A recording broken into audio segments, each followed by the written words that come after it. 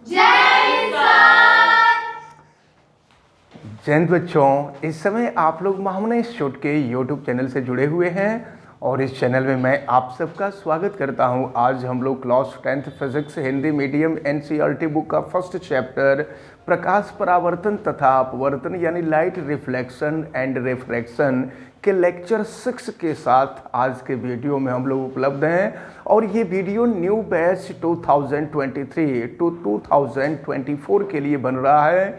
और एक चीज़ हम आपको बता दें पहले ही कि महामना इंस्टीट्यूट में सभी न्यू बैच प्रारंभ हो गए हैं। 9th 10th 11th 12 UP board, CBSE board, Hindi medium, English medium, science, art, commerce सबके क्लास शुरू हो गए हैं। और दूसरी चीज़ मैं आपको ये भी बता दूं कि यहाँ पढ़ाने वाले जो सर लोग हैं वो वाराणसी के जाने माने विशेषज्ञ हैं और ये सभी लोग इंटर कॉलेज के लेक्चरर हैं। तो अगर आप चाहते हैं अपने भविष्य को सुनहरा बनाना तो आप अतिशीघ्र यहाँ एडमिशन ले लीजिए। और चलिए अब हम शुरू करते हैं लेक्चर 6। और लेक्चर 6 में हम लोग देख रहे हैं अवतल दर्पण के द्वारा प्रतिबिंब का बनना। हम अवतल दर्पण के द्वारा प्रतिबिंब के बनने की 4 स्थितियों को देख चुके हैं और जिनमें सबसे पहली स्थिति हमने देखा था कि जब वस्तु अनंत पर हो, फिर दूसरी स्थिति हमने देखा था कि वस्तु सी से परे हो, तीसरी स्थिति हमने देखा था कि वस्तु सी पर हो, वस्तु का मतलब बिंब सी पर हो, और इसके बाद चौथी स्थिति में हमने देखा था कि जब बिंब सी और एफ के बीच में हो। पांचवी स्थिति हम देखने जा रहे हैं कि जब बिंब एफ पर हो, बिंब का मतलब वस्तु होता है, जब वस्तु एफ पर हो तो उसका प्रतिबिंब कैसा बनता है। तो सबसे पहले तो हम लोग ये देखेंगे कि कैसे प्रतिबिंब बनता है। पहले प्रतिबिंब का बनना देखा जाए और जब प्रतिबिंब का बनना हम लोग देख लेंगे तो फिर कैसा प्रतिबिंब बनता है, कहाँ बनता है, ये सारी चीज़ें हम लोगों को समझ में आ जाएगी। तो चलिए हम देखते हैं, यहाँ हम बनाने जा रहे हैं, ये है अवतल दर्पण। ध्यान से सब लोग देखेंगे और सब लोग अच्छी तरह से समझेंगे। ये अवतल दर्पण है और ये है मुख्य अक्ष। और ये जो पॉइंट है इसको हम क्या कहेंगे? पोल कहेंगे, ध्रुव कहेंगे। इसको हम P से प्रदर्शित करते हैं और आप स्केल से बनाएंगे तो ये मुख्य अक्ष बिल्कुल सीधा होना चाहिए। अब देखें, यहाँ फोकस पर एक वस्तु रखी गई है। ये फोकस है, फोकस पर कोई वस्तु रखी गई है। तो जब फोकस पर ये वस्तु AB रखी गई है, यहाँ से प्रकाश की किरण चलेगी और एक प्रकाश की किरण चलती है मुख्य अक्ष के समानांतर। और यह प्रकाश की किरण जो है दर्पण से टकराती है और दर्पण से टकराने के बाद प्रकाश का परावर्तन होता है। जब प्रकाश का परावर्तन होता है तो परावर्तन के पश्चात यह प्रकाश की किरण फोकस से होते हुए, देखिए ये प्रकाश की किरण आप स्केल बना करके दिखाएंगे तो यह प्रकाश की किरण जो है फोकस से होते हुए आगे की तरफ बढ़ती है। और हम आपको ये बता दें कि एक दूसरी प्रकाश की किरण चलती है। अगर इधर की तरफ हम आवें तो देखें, अब यह प्रकाश की किरण आगे बढ़ती है, दर्पण से टकराती है, दर्पण से टकराने के बाद प्रकाश का परावर्तन होता है और परावर्तन के पश्चात यह प्रकाश की किरण वक्रता केंद्र से होकर के आती है। और अब जरा ध्यानपूर्वक देखें, जब वक्रता केंद्र से होकर के आती है तो यह प्रकाश की किरणें एक दूसरे को अनंत पर मिलती हैं। इसको आप ध्यान में रखे रहिएगा। हमने आपको बताया था, देखिए 2 स्थिति तो आपको हमेशा जुबानी में याद रखना होगा कि जब वस्तु अनंत पर होगा तो उसका प्रतिबिंब फोकस पर बनेगा, और जब वस्तु फोकस पर होगा ना तो उसका प्रतिबिंब अनंत पर बनेगा। ये दो बातें हमेशा याद रखे रहिएगा। और यह लेंस के लिए भी अप्लाई होता है, दर्पण के लिए भी अप्लाई होता है। दर्पण में चाहे उत्तल हो या अवतल हो, दोनों के लिए अप्लाई होता है। और लेंस में चाहे उत्तल लेंस हो या अवतल लेंस हो, दोनों के लिए अप्लाई होता है। तो इसको आप सब लोग अच्छी तरह से ध्यान में रख के रहेंगे। तो अब देखिए, ये जो प्रतिबिंब बनता है ना, यह प्रतिबिंब अनंत पर बनता है। और यह अत्यधिक विवर्धित का मतलब बहुत बड़ा प्रतिबिंब बनता है। तो बहुत बड़ा प्रतिबिंब बनेगा यह अत्यधिक विवर्धित का मतलब, जैसे मान लीजिए अगर कोई एक तल्ली बिल्डिंग हो और उसका फोटो बनाया जाए तो 50 तल्ली बिल्डिंग लगने लगेगी। अगर कोई आदमी 5 फुट का है और उसका प्रतिबिंब बनाया जाए तो वो 80 फुट 100 फीट का ऊंचा दिखाई देने लगेगा। तो ये होता है, यह प्रतिबिंब जो है यह अत्यधिक विवर्धित होता है। अत्यधिक विवर्धित यह प्रतिबिंब होता है। और इसके साथ साथ वास्तविक तथा उल्टा होता है। यह प्रतिबिंब वास्तविक एवं उल्टा होता है। इसको आपको अच्छी तरह से ध्यान में रखना होगा। तो यह आप ध्यान रख लें, यह 5वीं स्थिति। और मैं आपको बता दूं कि जो 5 स्थिति होती है, पहली स्थिति, दूसरी स्थिति, तीसरी स्थिति, चौथी और 5वीं स्थिति, इन 5 स्थितियों में प्रतिबिंब जो बनता है वह वास्तविक तथा उल्टा बनता है। और ये भी याद रखे रहिएगा कि ये जो प्रतिबिंब बनते हैं 5 स्थितियों में, ये प्रतिबिंब दर्पण के सामने बनते हैं। 6ठी स्थिति जो है वो सबसे डिफरेंट है, और इस साल बोर्ड के एग्जाम में वो 6ठी स्थिति पूछी गई थी। तो आप याद रखे रहिएगा कि ये जो 6 स्थितियां हम आपको बताने जा रहे हैं, जिसमें से 5वीं स्थिति हम आपको बता दिए हैं, तो 6 स्थितियों में से एक स्थिति आपसे बोर्ड के एग्जाम में श्योर पूछा जाएगा। इसलिए आप इसको बहुत अच्छी तरह से तैयार रखे रहें। तो इसको ध्यान से आप समझ लें कि जब वस्तु यानी बिंब अवतल दर्पण के फोकस पर होता है तो अवतल दर्पण के द्वारा उस बिंब का प्रतिबिंब अनंत पर बनता है, अत्यधिक विवर्धित बनता है, वास्तविक तथा उल्टा बनता है। अब जरा आप लोग बता दीजिए कि अगर वस्तु फोकस पर होगा तो प्रतिबिंब कहाँ बनेगा? अनंत पर बनेगा। और कैसा बनेगा? अत्यधिक विवर्धित। हाँ, वास्तविक तथा उल्टा बनेगा। आप अगर तेज होना चाहते हैं इन्हीं बच्चों जैसा तो तत्काल महामना इंस्टीट्यूट में एडमिशन ले लीजिए। अब चलिए हम आगे बढ़ते हैं, नहीं तो जानते हैं सीट फुल हो जाएगी तो फिर हम एडमिशन भी नहीं लेंगे। तो अब जो है ये जो स्थिति थी ये 5वीं स्थिति थी। अब 5वीं स्थिति के बाद हम आते हैं 6ठी स्थिति पर। अब देखते हैं 6ठी स्थिति क्या है। 6ठी स्थिति में होगा, देखिए 6ठी स्थिति, इस फिगर को अब हम इरेज कर देते हैं। और 6वीं स्थिति में देखा जाएगा कि जब बिंब P और F के बीच में होगा, ध्रुव और फोकस के बीच में होगा।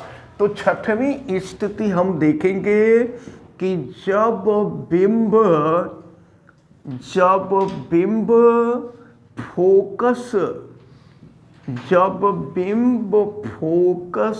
F तथा ध्रुव, फोकस F तथा ध्रुव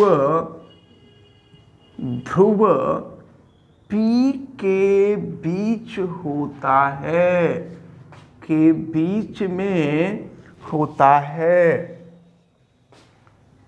तो अब देखा जाएगा कि ये प्रतिबिंब कैसे बनेगा। यानी इसको इंग्लिश में अगर हम लिखना चाहें तो लिख सकते हैं when object in between in between focus F and pole P. तो चलिए हम लोग देखने जा रहे हैं कि प्रतिबिंब ध्रुव तथा फोकस के बीच में होगा तो कैसा प्रतिबिंब बनेगा, किस प्रकार से प्रतिबिंब बनेगा। ये छठवीं स्थिति थोड़ी सी जटिल होती है, इसलिए इसको हम लोगों को बहुत अच्छी तरह से समझना होगा। देखें यहाँ हम दिखा रहे हैं, ये है अवतल दर्पण, उत्तल पृष्ठ पर इसके पॉलिश लगा हुआ है, इसलिए ये अवतल दर्पण है। और इसके बाद जो है ये है मुख्य अक्ष, और ये मुख्य अक्ष का ध्रुव है। अब इसको आप स्केल से खींचिएगा, मैं बार बार कह रहा हूँ स्केल से खींचेंगे तो सीधा खींचा जाएगा, हाथ से खींचने पर थोड़ा सा टेढ़ा हो जाता है, तो इसको आप जो है स्केल से खींचिएगा। अब आप जरा ध्यान पूर्वक देखें, ये पोल है और ये जो है फोकस है, यहाँ फोकस है और वस्तु को रखा गया है ध्रुव तथा फोकस के बीच में। देखें ध्रुव और फोकस के बीच में ये वस्तु ए बी रखी गई है। तो अब देखें होता क्या है, एक प्रकाश की किरण वस्तु से निकलती है और देखें यह प्रकाश की किरण वस्तु से चलती है और आकर के ध्रुव से टकराती है। ध्रुव से टकराने के बाद प्रकाश का परावर्तन होता है और परावर्तन के पश्चात यह प्रकाश की किरण इधर के तरफ बढ़ती है। अब अगर हम ये जो मुख्य अक्ष है, इस मुख्य अक्ष को अगर हम पीछे के तरफ बढ़ा दें तो अब देखें ये वास्तव में प्रकाश की किरण, ध्यान देना है आपको, वास्तव में प्रकाश की किरण तो इधर आ गई, लेकिन इस प्रकाश की किरण को अगर पीछे के तरफ बढ़ाया जाए तो ये वास्तविक प्रकाश की किरण नहीं है, ये आभासी प्रकाश की किरण है। तो जब प्रकाश की किरण को पीछे के तरफ बढ़ाया जाए तो ये ऐसे प्रकाश की किरण जाती है। अब इसके बाद एक दूसरी प्रकाश की किरण होती है, ये देखें दूसरी प्रकाश की किरण निकल रही है जो दर्पण से जा कर के टकराती है और टकराने के बाद फिर वहाँ से रिटर्न हो जाती है, वापस आ जाती है। तो देखिए जा रही है फिर रिटर्न हो रही है और रिटर्न होने के बाद यह प्रकाश की किरण यहाँ वक्रता केंद्र से पास करती है और आपको मालूम है कि वक्रता केंद्र से होकर जाने वाले प्रकाश किरण का परावर्तन नहीं होता है, वह प्रकाश की किरण सीधे चली जाती है। इसके बाद देखें अब अगर इस प्रकाश की किरण को यहाँ पीछे के तरफ बढ़ा दिया जाए, आप ध्यान दीजिएगा ये प्रकाश की वास्तविक किरणें नहीं है, ये प्रकाश की आभासी किरणें हैं। तो जब इन प्रकाश की किरणों को जब पीछे की तरफ बढ़ाया जाता है तो ये प्रकाश की किरणें पीछे की तरफ जा करके जहाँ एक दूसरे को मिलती है वहीं पर वस्तु का प्रतिबिंब यानी बिंब का प्रतिबिंब बन जाता है और ये बिंब का प्रतिबिंब A डैश B डैश होता है। तो देखिए यह अवतल दर्पण के द्वारा जब प्रतिबिंब बनता है तो ये छठवीं स्थिति है और यहाँ हम आपको बता दें कि प्रतिबिंब बनने की यह जो छठवीं स्थिति होती है ये सबसे डिफरेंट होती है। अभी तक जितने प्रतिबिंब बने थे सब दर्पण के आगे बने थे और यह प्रतिबिंब जो बनता है यह दर्पण के पीछे बनता है। यह प्रतिबिंब दर्पण के पीछे बनता है। यह प्रतिबिंब दर्पण के पीछे बनता है। और हम आपको बता दें कि यह प्रतिबिंब विवर्धित होता है। विवर्धित, अत्यधिक विवर्धित नहीं होता है, विवर्धित होता है। अत्यधिक विवर्धित में तो अनलिमिटेड बड़ा बन जाता है, बहुत बड़ा बन जाता है, लेकिन इसमें बड़ा प्रतिबिंब बनता है। तो यह प्रतिबिंब जो है यह विवर्धित प्रतिबिंब होता है। विवर्धित का मतलब बड़ा होता है। और यह प्रतिबिंब, जो प्रतिबिंब पीछे बनता है वो अब ऐसे समझ लीजिए कि ये वास्तव में किरणें पीछे की तरफ नहीं मिलती हैं, ये आभासी किरणें होती हैं। इसलिए प्रतिबिंब जो बनता है यह प्रतिबिंब आभासी बनता है और यह प्रतिबिंब सीधा बनता है। इसको आप अच्छी तरह से याद रखे रहेंगे, क्योंकि अभी तक जो 5 स्थितियां आप देखे थे, 5 स्थितियों में प्रतिबिंब वास्तविक बनता था, उल्टा बनता था, दर्पण के सामने बनता था। लेकिन यहाँ पर जो प्रतिबिंब बन रहा है वो दर्पण के पीछे बन रहा है, विवर्धित बन रहा है, यानी बड़ा बन रहा है, और यह आभासी तथा सीधा बन रहा है। तो ये जो 6वीं स्थिति है, ये अंतिम स्थिति है, इसको बहुत अच्छी तरह से आप लोगों को याद रखना होगा। और इसमें जैसा कि हमने आपको बताया कि जब बिंब को, ध्यान दीजिए, जब बिंब को दर्पण के ध्रुव तथा फोकस के बीच में रखते हैं तो अवतल दर्पण के द्वारा प्रतिबिंब दर्पण के पीछे बनता है, विवर्धित होता है, बड़ा होता है और आभासी तथा सीधा होता है। यह प्रतिबिंब का बनना आप सबको समझ में आ गया है? यस। चलिए अब हम आपसे पूछेंगे, आप जरा हमें बता दें कि जब बिंब दर्पण के ध्रुव तथा फोकस के बीच में होता है तो प्रतिबिंब कहाँ बनता है? दर्पण के पीछे बनता है। और कैसा बनता है? विवर्धित, बड़ा, आभासी और सीधा बनता है। तो ये 6 स्थितियां आप अच्छी तरह से तैयार किए रहिएगा और हमारी गारंटी है कि इसमें से एक आपसे जरूर पूछा जाएगा। अब इसके बाद हम लोगों को देखना होगा कि उत्तल दर्पण के द्वारा कैसे प्रतिबिंब बनता है, और फिर इसके बाद हम लोग देखेंगे कि अवतल दर्पण का क्या उपयोग है और फिर उत्तल दर्पण का क्या उपयोग है, और इसके बाद तब हम लोग शुरू करेंगे प्रकाश का अपवर्तन, और प्रकाश के अपवर्तन के बाद हम गोलीय लेंसों के बारे में पढ़ेंगे, उत्तल लेंस और अवतल लेंस के बारे में पढ़ेंगे, और फिर देखेंगे उत्तल लेंस के द्वारा प्रतिबिंब का बनना।